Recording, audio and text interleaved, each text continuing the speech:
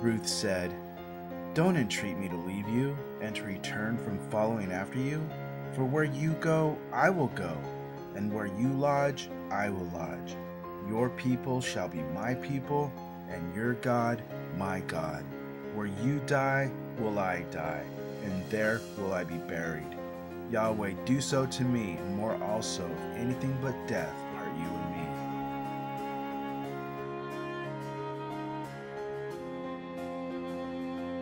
So Naomi returned, and Ruth the Moabitess, her daughter-in-law, with her, who returned out of the country of Moab, and they came to Bethlehem in the beginning of the barley harvest.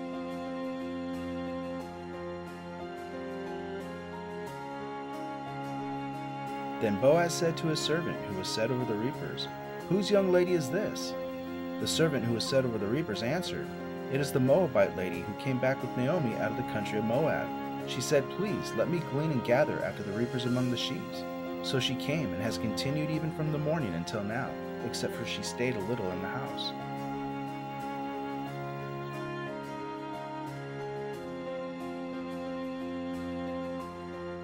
Then Boaz said to Ruth, "Listen, my daughter, don't go to glean in another field, and don't go from here, but stay here close to my maidens. Let your eyes be on the field that they reap, and go after them. Haven't I commanded the young men not to touch you?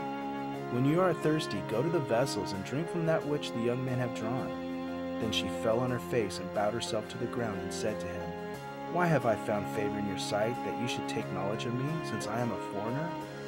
Boaz answered her, "It has fully been shown me all that you have done to your mother-in-law since the death of your husband, and how you have left your father and your mother and the land of your birth, and have come to a people you didn't know before."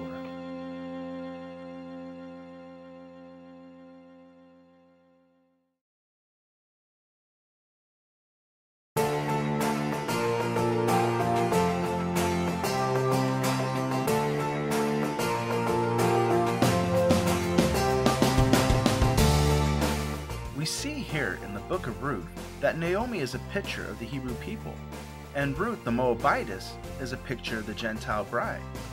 It is important to note that Hebrew means to cross over, and Gentile means out of covenant. So what we see here is Ruth committing to the God of Abraham, Isaac, and Jacob with "till death do us part" marriage vows, becoming one with Israel. That just like Abraham was a Gentile before he left his family and homeland and crossed over, and was separated from the rest of the world, Ruth too crossed over when she left her family, her old ways, and the ways of her people to follow the God of Naomi. My favorite part of chapter 1 verse 22 is that both Naomi and Ruth come to Bethlehem together as one at the beginning of the barley harvest, that the raptured bride is both Jew and Gentile joined together before Mashiach, that Ruth made her covenant to serve the God of Abraham, and Naomi turned back to her Hebrew roots and acknowledged her Messiah. Boaz is a type of Yeshua, and we see in chapter 2 verse 20, Naomi declares that Boaz is indeed a near kinsman, a redeemer, and that he is blessed of Yahweh to both the living and the dead. Ruth and Naomi as the living, and Naomi's husband and sons as the dead, but also the living as Messianic Jews and the dead as Gentiles. We go on to see that Boaz takes Ruth as his bride, and in chapter 4 verse 16, Naomi gives nurse to the newborn, that Naomi is nourishing the baby, raising him up in the way of the Torah. And moreover, in verse 17, the women, her neighbors, gave him a name, saying, "There is a son born to Naomi," and they named him Obed. Obed means servant or worshiper, to voluntarily put oneself under a binding contract to become someone's property and serve that person for a price. Sounds like Yeshua, no? A son born to the Hebrew people. Obed is the father of Jesse, the father of David, the lineage of Christ himself.